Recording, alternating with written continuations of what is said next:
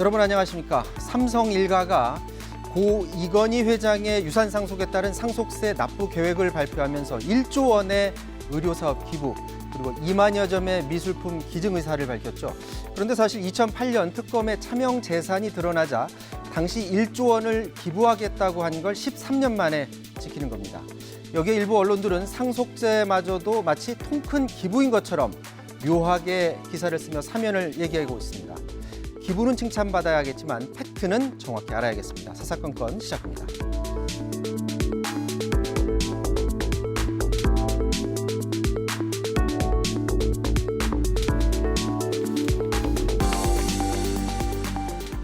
네, 오늘 첫 순서는 두 분의 시사평론가와 함께 오늘 주요 이슈 먼저 짚어보도록 하겠습니다.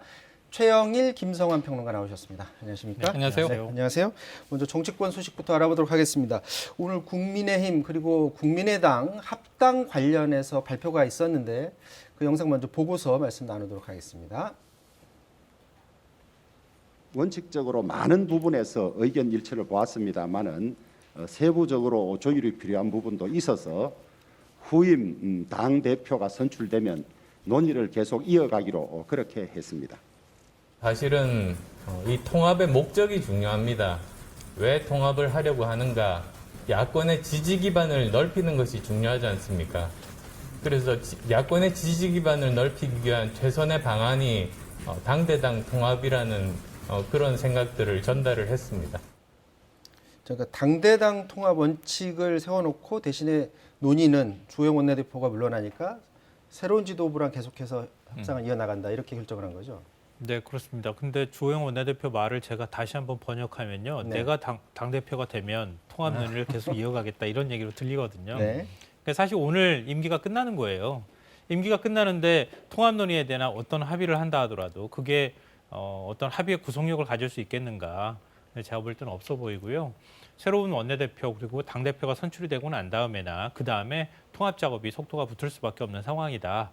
그러니까 뭐 큰 틀 안에서 그동안에 야권 단일화를 위해서 주호영 원내대표가 계속 단일화 논의를 주도했기 때문에 마지막으로 마무리한다 이런 의미와 함께 만약에 당대표 선거에 출마하면 본인이 통합 논의를 계속 끌어가도록 하겠다 뭐 이런 얘기를 좀 하고 있는 것 같습니다.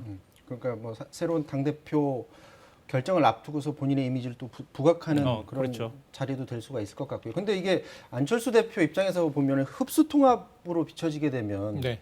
이게 지분 등을 가지고서도 문제가 되겠지만 네. 창당을 한, 그러니까 국민의당을 창당을 한 이유하고도 좀 배치되지 않을까요? 네. 그렇기 때문에 양보할 수 없는 부분. 그러니까 이제 지금 보수 정당인데 덩치가 큰 국민의힘과 네. 우리는 조직은 작지만 중도를 표방하는 국민의당과 합당을 할 때는 이게 이 보수와 중도가 합치는 것이니 중도가 규모로는 작다 하더라도 캐스팅 보트죠. 모든 네. 선거 때마다. 그러니까 우리는 흡수 통합은 안 된다. 수직 통합은 안 되고 수평 통합해야 되는데 대등하게 가겠다. 이런 얘기를 하는 거죠. 네. 이건 예상됐던 얘기입니다. 이미 이제 당내에서 당직자들이 다 그렇게 얘기해왔고요. 그런데 문제는 보시면 통합의 목적이 분명해야 된다. 지금 원론적인 얘기를 안 대표가 다시 꺼내시는데 사실 이 지난 재보선 전에 합당 얘기는 먼저 안철수 당시 후보가 단일화 과정에서 했어요. 그리고 그때 이야기를 보면 어떤 지분도 요구하지 않겠습니다. 이렇게 얘기를 했어요.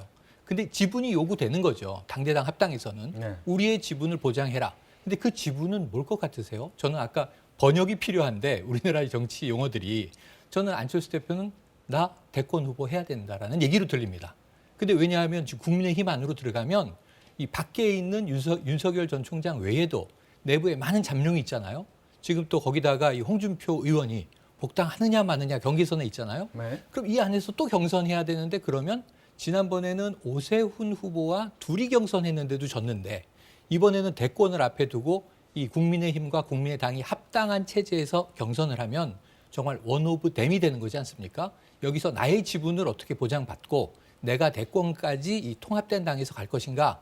아마 여기에 대한 전략이 가장 좀 머리가 복잡한 상황 아닌가 이렇게 추정이 됩니다. 지금 안철수 대표 얘기 나온 김에 잠깐 좀 본론에서 좀 벗어나서 얘기를 해보면 지금 최근에 멘트가 지금 센 멘트들을 맞습니다. 지금 하고 있는데 대통령을 향해서 무식하면 용감하다. 굉장히 센 발언을 했어요. 이게 지금 한미 외교 관련해서 이 말을 한 거죠. 어떤 상황이길래 이렇게 세게 말한 겁니까? 그러니까 한미 관계와 관련해서 현 정부가 제대로 좀 문제를 풀어가지 못하고 있다. 한미 동맹의 가치를 지금 문재인 정부가 제대로 이어가지 못하고 있다 이런 걸 이제 비판하는 차원에서 그렇게 용어를 사용한 것 같은데요. 그러니까 안철수 대표의 발언의 수위가 굉장히 강해진 게 아마 지난 이제 4.7 재보궐선거를 앞두고 야권의 후보로서 자신의 존재감을 부각시키기 위해서 시작됐던 것 같아요. 그러니까 반문연대를 이끌어갈 사람은 바로 나다. 이런 점들을 좀 강조하는 측면이 있는 것 같고요. 또 하나는 이번에 아마 서울시장 보궐선거를 치르면서 또 한 번 아마 절치부심하고 마음을 다잡은 게 있을 거예요. 네. 보수층의 마음을 확실하게 잡고 가지 않으면 그 어떤 것도 성공할 수 없다는 거를 잘 아는 거예요, 이제는. 그렇기 때문에 당대당 통합을 하든 국민의힘하고 통합 얘기가 나오는 거 아니겠습니까? 그러니까 중도 합리적 실용이나 중도 실용을 아무리 얘기한다 하더라도 중도층만으로는 선거에서 이길 수 없거든요. 그럼 뭔가 든든한 지원군이 필요한데 결국 보수층이다. 보수층이 현 정부에 비판하는 여론에 같이 편승하거나 아니면 그걸 내가 끌어갈 수 있는 당사자라는 걸 강조하기 위해서 발언의 수위가 좀 점점 높아지고 있는 추세라고 보이는데요. 네. 다만 좀 아쉬운 점은 있어요. 안 어울려요, 안철수 대표하고 제가 볼 때는. 그래요. 네, 안철수 대표가 자꾸 이렇게 험한 말을 하는데 네. 그게 이렇게 딱딱 붙는 것 같지가 않아요. 그러니까 그게 이미지하고도 관련이 돼 있거든요. 그러니까 너무 험한 발언한다고 그게 효과로 이어지느냐 또 그렇지 않을 것 같아서 뭐랄까 좀 아프게 때리더라도 좀 너무 과잉한 반응처럼 나오는 건 좀 자제하는 게 오히려 더 도움이 되지 않을까라는 생각은 합니다. 이건 개인적인 생각입니다. 확실한 건 예전에 그 안철수 대표 입에서 나오는 그 표현하고는 확실하게 달라진 표현들이 요즘 많이 그렇죠. 나오고는 있습니다. 다시 통합 얘기로 돌아와서 국민의힘에서는 그 김무성 전 의원 비롯해서 통합에 좀 힘을 실어야 된다는 얘기를 하는 반면에 네. 김웅 의원 같은 경우에는 지금은 자강이 중요하다는 그렇죠. 목소리를 내고 있잖아요.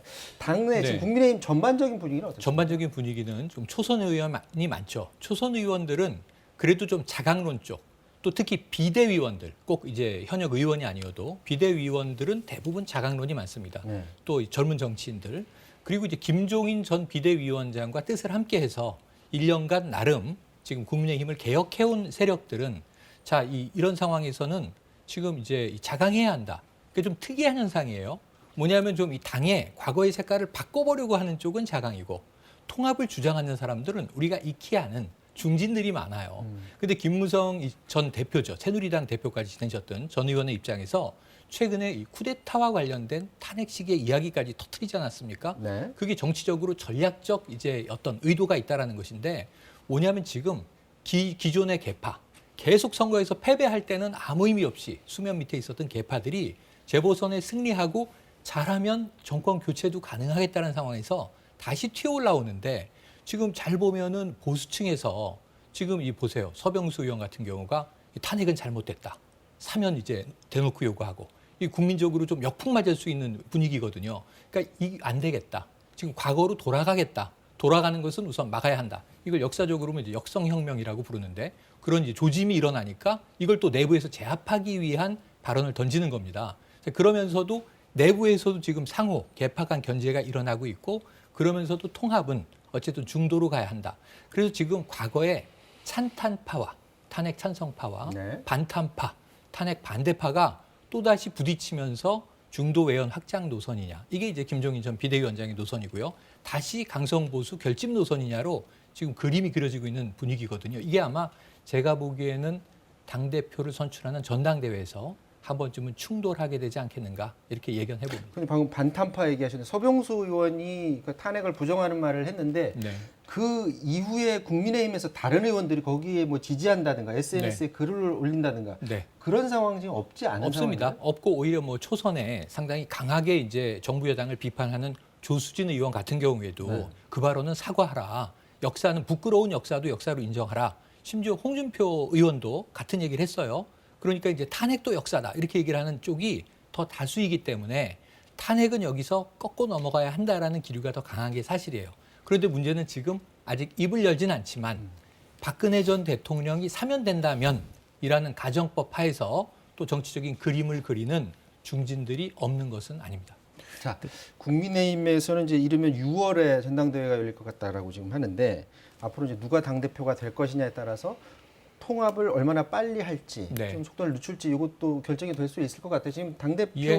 저는 지금 어떻게 진행이 국민의당과 밀고 당기는 과정이 전혀 다른 시나리오로 갈 수 있습니다. 네. 지금 우선 출마 선언을 공식화한 거는 조혜진 의원이고요. 네. 출마 의사 밝힌 인물은 초선의 김웅 의원 네. 도전하겠습니다 했고 홍문표 의원도 나갈 의사 있다. 네. 그리고 또 조경태 의원도 있어요. 그리고 그 외에는 지금 나경원 의원이 움직이고 있다. SNS를 통해서 지금 시그널을 내고 있는 것 같습니다.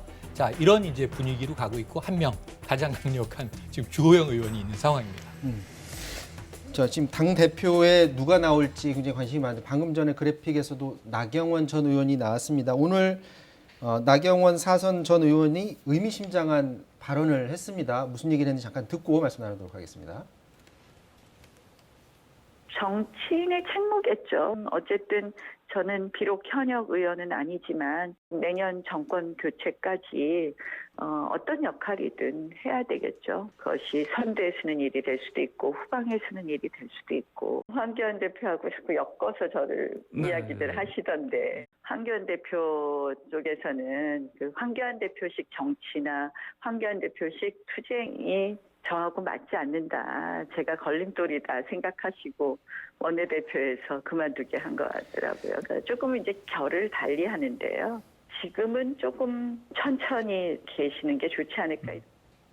지금 결이 다르다. 황교안 네. 전 대표하고 결이 다르다 얘기했는데 황교안 전 대표 시절에 이제 투쟁을 굉장히 강하게 하지 않았습니까? 네. 당시 원내대표였는데 네. 결이 다르게 그때 행동을 했었나요? 원외 당대표였던 황교안 대표 삭발까지 했습니다. 네. 기억하시겠지만 원내대표 다시 패스트트랙 충돌했었습니다. 네. 거기 손에 이제 묵직한 도구까지 들고 있는 장면 때문에 뭐 강성 보수 여전사 이런 별명도 붙었었죠.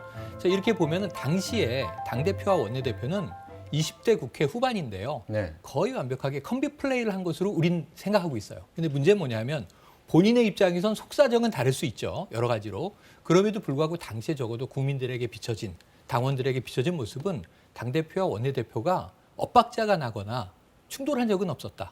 거의 같은 결의 강경투쟁을 대정부를 향해서 해왔다. 그런데 문제는 지금 와선 결이 다르다라는 게 입장은 달라진 거예요. 황교안 전 대표는 재보선에 끼어들지 못했습니다.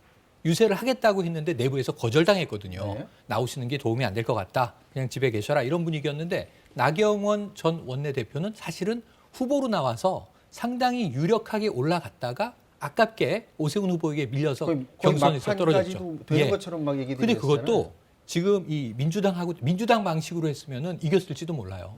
국민 여론조사가 90%였잖아요. 근데 그렇죠. 오세훈 후보 지지가 높았던 건데 민주당처럼 당신 반 민심 반 했으면 나경원 이 후보가 어쩌면 서울시장까지 갔을 수도 있다는 겁니다. 이때 탄력을 좀 받았어요.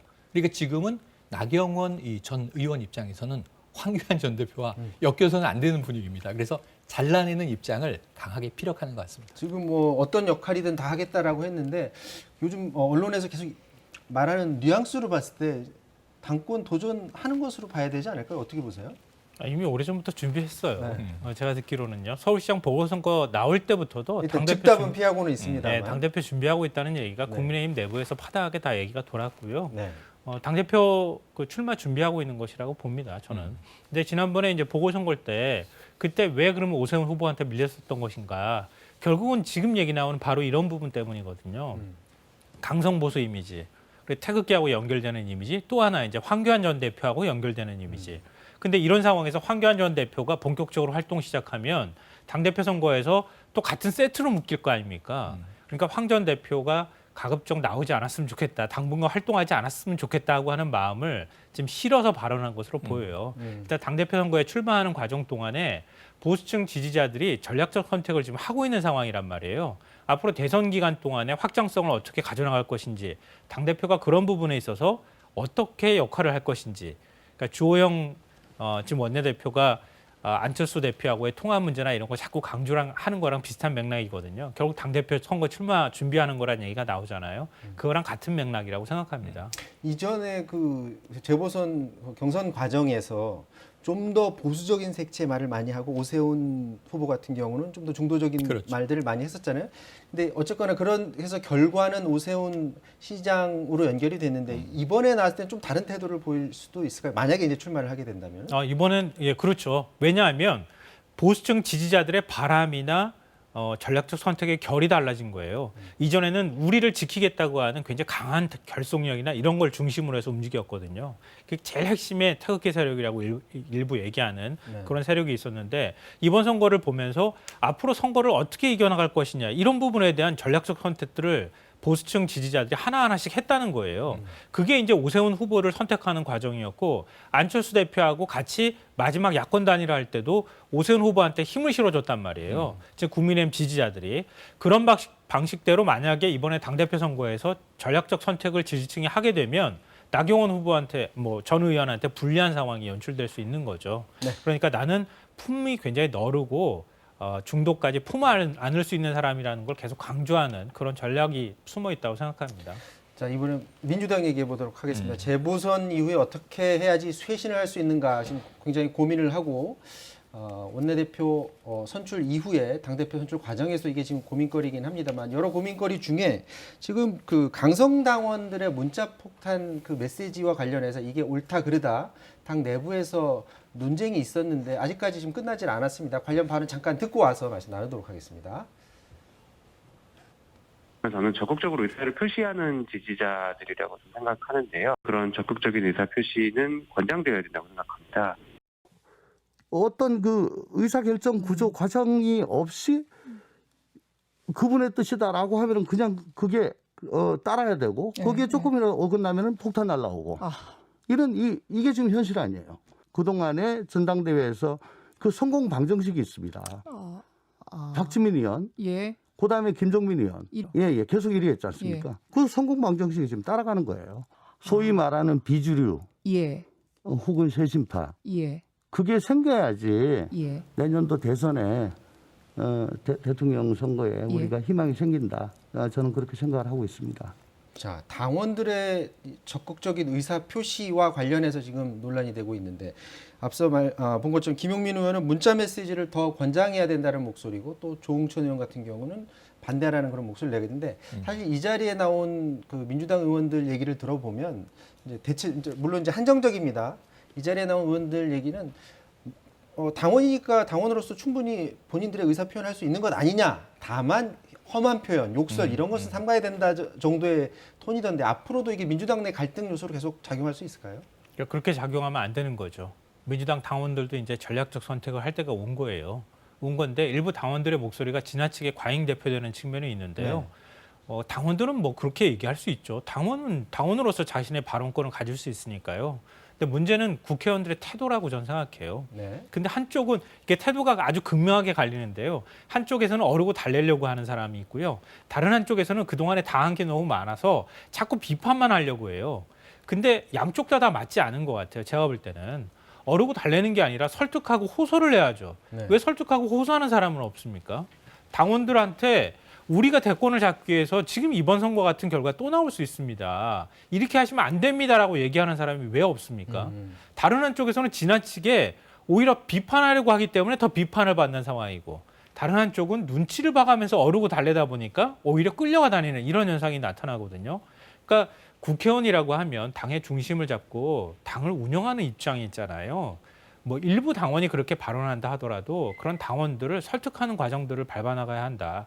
지금 당대표 모두 역시 마찬가지고 원내대표도 마찬가지 역할을 해야 되는데 별로 그런 모습이 보이지가 않아요.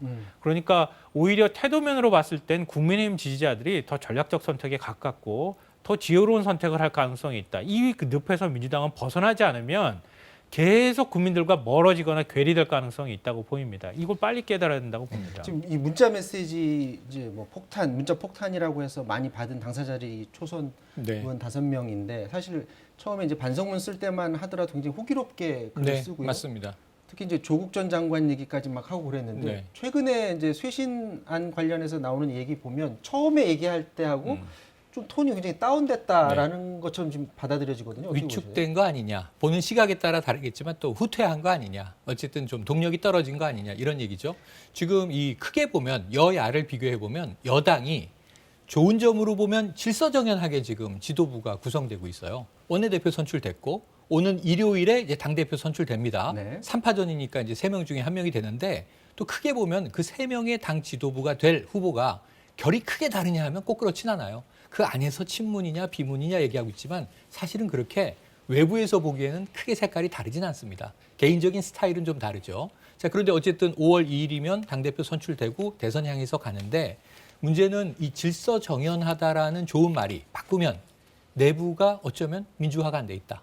좀 시끄러워야 되는데 야권은 너무 시끄럽고 통합까지의 과정이 복잡한 게 문제기는 한데 그래도 계속 이슈 메이킹이 된단 말이에요. 그럼 뭔가 정치적인 이슈가 던져지고 과연 어떻게 합종연행할 거냐? 그럼 언론에서 나오고 하나씩 풀어가야 되는 거죠. 잘 될지 모르겠지만. 근데 민주당은 너무 조용하고 질서정연하게 가니까 당명은 민주당인데 민주적으로 가는 거냐? 근데 이제 윤호중 원내대표의 이제 말에 따르면 한 가지 긍정적인 시그널은 자, 이번 재보선에서 워낙 참패를 했으니 개혁 동력을 얘기하는 게 아니라 친문 비문이 중요한 게 아니고 지금 민생 개혁해야지 우리 당이 산다. 이것까지는 깨달은 것 같은데 조금 더 초선의 목소리가 조응천 의원 목소리가 나오는 것도 좋거든요. 당내에서 전 다른 목소리가 많이 나오는 건 좋은데 문제는 좀 초선 의원들의 목소리가 건강하게 생산적인 차원에서 더 좀 돋궈질 필요는 있겠다. 이런 생각을 해봅니다. 자, 국민의힘과 지금 충돌을 일으키고 있는 법사위원장 얘기 좀 해보도록 네. 하겠습니다. 지금 민주당에서는 삼선 박광원 의원을 법사위원으로 내정했다라고 발표를 한 상태인데 원래 이제 오늘 이거 처리하려고 했었잖아요. 근데 그렇죠. 본회의 지금 열리지 않고 있죠. 어떻게 됐습니까? 네, 이게 천대엽 대법관 후보자 인사청문회에 그 최영 의원이 들어가서 같이 인사청문위원으로 활동했는데 최영 의원의 보좌관이 지금 확진 판정을 맞아요. 받았답니다. 그러니까 접촉자로 의원들 인사청문회에 같이 참석했던 의원 6명 정도가 분류가 된 상황이거든요. 그러니까 법사위를 지금 열 수가 없는 상황이 돼버린 거 아닙니까? 그리고 또 거기에서 또 접촉자가 생길 수 있는 상황이기 때문에 자연스럽게 본회의도 지금 뒤로 밀린 상황이 돼버렸습니다. 또 하나의 변수라면 지금 국민의힘 원내대표 선거가 내일 있잖아요. 그러니까 새로운 원내 지도부를 구성해야 되는 측면도 있거든요. 그러니까 법사위원장 자리를 놓고 또 민주당하고 밀당을 하고 있는 상황이기 때문에 다시 법사위가 열리고 본회의가 열리려면 법사위원장을 선출하려면 본회의를 열어야 되거든요. 그러니까 아마 5월 초로 좀 밀리는 상황이 돼버릴 네. 것 같습니다. 원래 이게 지금 정청래 의원이 유력하게 그렇죠. 거론이 됐었다가 야당에서 굉장히 반발하면서 좀 대화를 좀 많이 할 것으로 네, 이렇게 네. 비춰지는 박광원 의원으로 내정이 된 것 네. 같은데, 근데 여기에도 지금 국민의힘이 반발하나요? 국민의힘 반발은 근본적인 겁니다. 다시 21대 국회 초기 지난해로 돌아가면 선거에서 패배했지만 우리가 야당이니 법사위원장만은 우리가 맡아야 한다. 뭐 모든 법안이 다 소위를 거쳐서 상임위를 거쳐서 이 본회의로 올라가는 이 통로를 우리가 잡겠다, 병목을 잡겠다라고 한 건데 안 이루어졌죠. 네. 그때는 이제 보이콧을 하는 바람에 18개를 다 여당이 가져갔죠. 지금은 우리가 선거에서 대승했으니 국민들에 따라서 돌려달라는 게 이제 야당의 입장이에요. 근데 이것은 이제 윤호중 원내대표가 결코 받지 못한다. 그런 권한이 나에게는 없다. 얘기를 했기 때문에 흘러가는데 일단은 처음에는 야당은 누구든 정청래 의원 강성이든 온건한 박광원 의원이든 법사위원장을 여당이 다시 이제 갖는 것에 대해서는 반대를 할 거고요. 여기에 대해서는 저항을 꽤 하겠지만 그 이후에는 또다시 지난해 5월 말에 21대 개원했던 것처럼 흘러가게 되지 않겠나 싶습니다. 자, 여야의 어떤 대립, 뭐 법사위원장뿐만이 아니라 앞으로 있을 이제 인사청문회에서도 예상이 그렇습니다. 되는데 어제 천대엽 대법관 인사청문회 있었는데 여기서도 좀 각을 세우는 모습을 보였습니다. 잠깐 영상 보고 오도록 하겠습니다. 사법부 위기 어디서 시작됐냐? 김명수 대법원장의 거짓말이 사법부의 신뢰를 굉장히 깎아내리고 있습니다. 저도 물론 김명수 대법원장에 대해서는 맞듣지 않습니다. 얼마 전에 국민의힘 의원들이 그 대법원장 출근 차량 막고 거의 무력 시위하다시피 한 거 알고 계시죠? 본인의 정치적 목적을 달성하기 위한 정치 쇼를 한 게 아니냐. 지금 합의로 임명 동의안은 채택이 된 상태죠. 네. 자, 그런데 뭐 김부겸 총리 후보자에 대해서도 지금 야당이 벼르고 있다. 뭐 좀 나오는 얘기가 좀 있습니까? 또 뭐 자녀가 라임 사태, 라임 펀드에 뭐 투자를 했었다, 뭐 이렇게 얘기를 하면서 연루가 된 건 아닌가, 뭐 이런 얘기가 나오는데요. 근데 그 뭐 라임 사태를 주도하거나 비리에 그 휘말린 것도 아니기 때문에 네. 야권에서 일종 좀 상처내기를 할 필요가 있다, 이런 전략이 좀 있는 것 같고요. 근데 지금 인사청문회가 줄줄이 남아 있는 상황 아닙니까? 다음 달 3일부터 시작해서 본격적으로 지금 5명의 장관 후보자 인사청문회를 해야 되거든요. 네. 그러니까 그 과정에서 아마 야권은 그러니까 이번에 이제 보궐선거 이후에 민주당이 정돈돼가는 상황인데 최대한 하여튼 흔들어 놓으려고 하는 전략을 취할 겁니다. 그러니까 여러 가지 정치적 논란이 생길 만한 이슈들, 의혹 제기들이 좀 있을 가능성이 있고요. 여야 간에 좀 충돌을 할 거고 민주당 입장에서는 최대한 방어를 좀 안정적으로 잘해야 되는 측면도 있어요. 왜냐하면 대통령의 레임덕 얘기가 나올 수밖에 없거든요. 네. 특히 만약에 한 명이라도 낙마하는 사태가 발생했다. 국민들의 분노를 살 만한 일이 나왔다. 의혹 제기가 있었다 그러면 진짜 레임덕으로 들어갈 수 있거든요. 민주당은 그런 측면에 있어서 적극적 방어를 할 가능성이 있어 보입니다. 자, 그 차기 검찰총장 인선에 과연 이성윤 서울지검장이 포함이 되느냐 궁금했었는데 관련해서 오늘 결론이 나왔습니다. 지금 이성윤 서울중앙지검장은 후보군에서 제외되고 나머지 4명만 결정을 한 거죠? 네, 4명이 올라갔습니다. 그러니까 3명 이상을 추천하게 돼 있거든요. 그러니까 추천위원회가 4명을 올렸고 지금 이제 이 박범계 법무부 장관이 이 중에 1명을 선택해서 대통령에게 제청을 올리는 거예요. 네. 지금 올라간 면면을 보면 현재 조남관 대검차장, 검찰총장 권한 대행입니다. 현재 직무대행. 그리고 이제 구본선 광주고검장, 그리고 우리가 알고 있는 김호수 전 법무부 차관, 여기 1명이 배성범 법무연수원장이에요. 네. 이제 이성윤 서울중앙지검장은 빠졌습니다. 자, 빠진 이유에 대해서는 어떤 얘기가 나오고 이 있어요? 박상기 전 법무부 장관이 인사추천위원장인데 네. 이견 없었고 투명하게 이야기를 했다. 거의 뭐 만장일치 합의를 이뤘다라고 이야기를 해요. 네. 그러니까 내부에서는 이성윤 서울중앙지검장을 올리네 마네 이런 다툼은 없었던 것 같은데 일단 애초에 이 언론에 보도되기를 이종엽 변협 회장입니다. 네. 이성윤 서울지검장을 저격했다 이렇게 나왔는데 무슨 얘기를 했냐면요. 자, 조직 내외의 신망을 얻어야 되는데 조직 내부를 믿지 못하고 이 지검장이 또 조직 내부로부터 믿음을 얻어내지도 못하고 신망의 문제가 있는 거 아니냐. 그리고 정치적인 편향성이 계속 의심받고 있으니 이런 인물은 안 된다라고 이 이종엽 대한변협 회장이 상당히 강력하게 어필한 것으로 나오고 있습니다. 말씀하셨던 것처럼 김학의 전 법무부 차관 출금 사태와 출국 금지 문제와 관련해서 절차를 위반해서 거기에 개입했다고 하는 혐의를 받고 있잖아요. 네. 근데 만약에 검찰총장으로 내정을 한다고 하면 피의자 신분이 그렇죠. 검찰총장으로 내정되는 상황이 올 수 있기 때문에 여러 가지 이제 논란일 가능성이 있고요. 또 지나치다 싶을 만큼 이성윤 전 지검장이 검찰총장의 후보가 되는 것에 대해서 거부 반응을 많이 보였잖아요. 맞습니다. 언론에서도 거부 반응을 좀 보였던 것 같고 검찰 내 반응들도 상당히 안 좋았기 때문에 아마 이성윤 지검장을 그 후보로 임명하는 데 있어서는 상당히 부담이 있었을 거라고 생각합니다. 자, 그러면 이제 앞으로 그 절차가 어떻게 되는 거죠? 그러면 지금 이제 후보 추천위원회에서 지금 추천을 한 거 아니겠습니까? 그럼 법무부 장관이 1명을 대통령한테 임명 제청하면 대통령이 최종적으로 임명하는 절차를 받게 되는데요. 네. 근데 보통 후보 추천위원회는 대략 후보군이 압축이 됐을 때 열려요. 그냥 미리 열어놓고 후보군을 받고 난 다음에 그 다음에 검증해 나가는 게 아니라 대략적인 검증은 이미 끝났다고 보는 게 맞거든요. 그러니까 지금 이제 법무부 장관이 1명을 임명 제청하는 것은 빠르면 이번 주 아니면 늦으면 다음 주 초면은 임명 제청이 가능할 것 같고요. 그 다음에 대통령이 결심하는 데까지는 그렇게 긴 시간이 필요하지 않을 것이다. 근데 문제는 인사청문회가 열려야 되잖아요. 네. 인사청문회까지 열리고 최종적으로 검찰총장으로 임명하는 데까지는 최소한 5월 중순 이상 인사청문회가 열려야 되니까 그 정도 시간이 좀 걸려야 되지 않을까 싶습니다. 자, 지금까지 정가 소식 그리고 차기 검찰총장 후보자 4명 압축 소식까지 짚어봤습니다.